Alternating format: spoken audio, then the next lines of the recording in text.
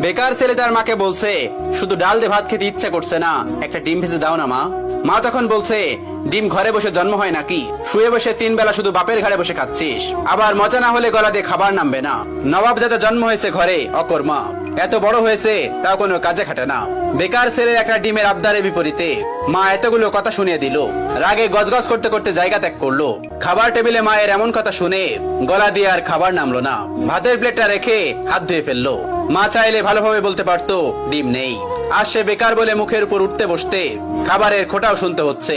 নিজেকে আজকাল একটা বোঝা মনে হচ্ছে। ভারী একটা দীর্ঘশ্বাস ছেড়ে রাতে না খেয়ে ঘুমিয়ে পড়লো ছেলেটা। রাত পেরিয়ে সকাল হলো, কেউ একটিবারের জন্য তাকে খেতে ডাকেনি। এক বুক চাপা কষ্ট নিয়ে না খেয়ে চলে গেল টিউশনি করতে। এটি দিয়ে হাত খরচ চালায় ছেলেটা। আজ চাকরিওয়ালা বড় ছেলে বাড়িতে এসেছে।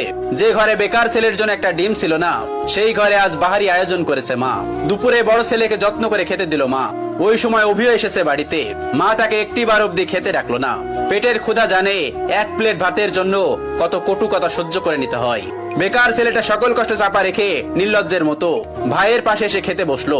মা ভাই হয়তো একটু বিরক্ত হলো তার আগমনে। মা দুই ছেলেকে ভাত দিল, তবে বড় বড় মাছের টুকরো গুলো এবং মাংসের টুকরো গুলো চাকরিওয়ালা ছেলের থালাতে উঠলো। অভি মাথা নিচু করে এক থালা কথা নামক খাবার হজম করছে।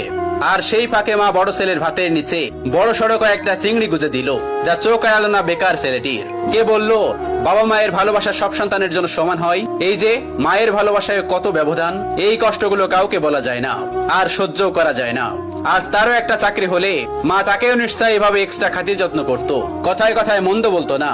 হঠাৎ চোখের কোনায় দুফোঁটা জল চিকচিক করছে ছেলেটার। সাথে সাথে খুব গোপনে তা লুকিয়ে প্লেটের ভাতগুলো চুপচাপ খেয়ে নিল। বিষণ্ণ মনটা নিয়ে শুয়েছে ছেলেটা কিছুক্ষণ।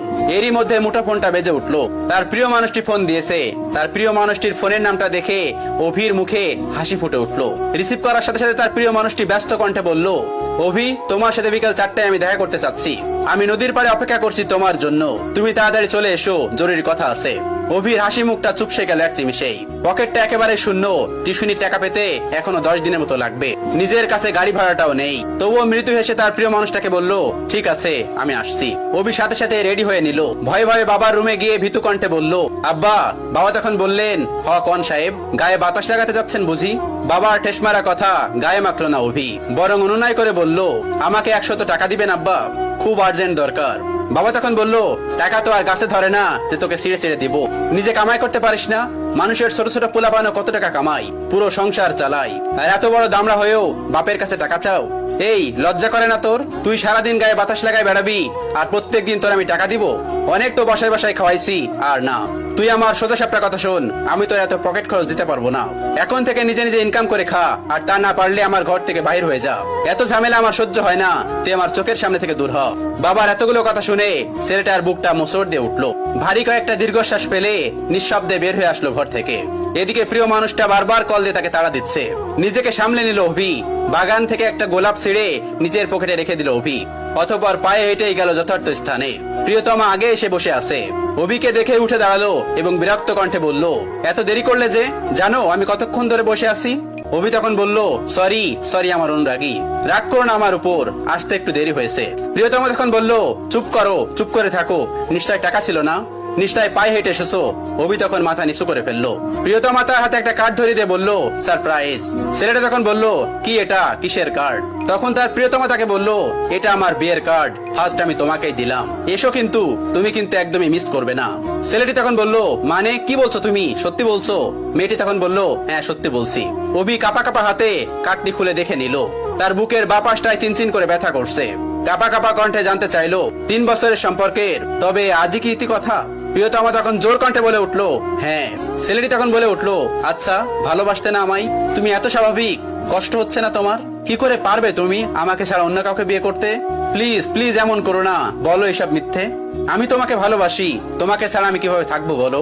প্রিয়তমা তখন বলে উঠলো, দেখো, আবেগ দিয়ে জীবন চলে না, কম অপেক্ষা তো করলাম না তোমার জন্য। আমি আর আমার বাবা মাকে কষ্ট দিতে পারবো না, আমি চললাম। তখন ছেলেটি অনুনয় বিনয় করে বলছে, আমার হয়ে থেকে যাও না প্লিজ। প্রিয়তমা তখন বলে উঠলো, রাখতে পারবে তুমি? ছেলেটি তখন আবার বলল, আমাকে আরো কয়েকটা দিন সময় দাও না প্লিজ। প্রিয়তমা তখন জোর কণ্ঠে বলে উঠলো, রাখতে পারলে এক্ষুনি, আর না হয় আর আটকেও না। ছেলেটি হাঁটু গেড়ে বসে পড়লো মাটিতে। কিভাবে আগলে রাখবে নিজের ভালোবাসাকে? সে তো নিজেই বেকার, বাসায় নিজেরই তো জায়গা হয় না। তার উপরে অন্য কেউ তো নয়। অতঃপর মনের বিরুদ্ধে যে মাথা নিচু করে বলতে হলো, সরি অনুরাগী, তোমাকে রাখার সাধ্য যে আমার নেই। চলে যাও, তবে সুখী হও স্বামীর ঘরে।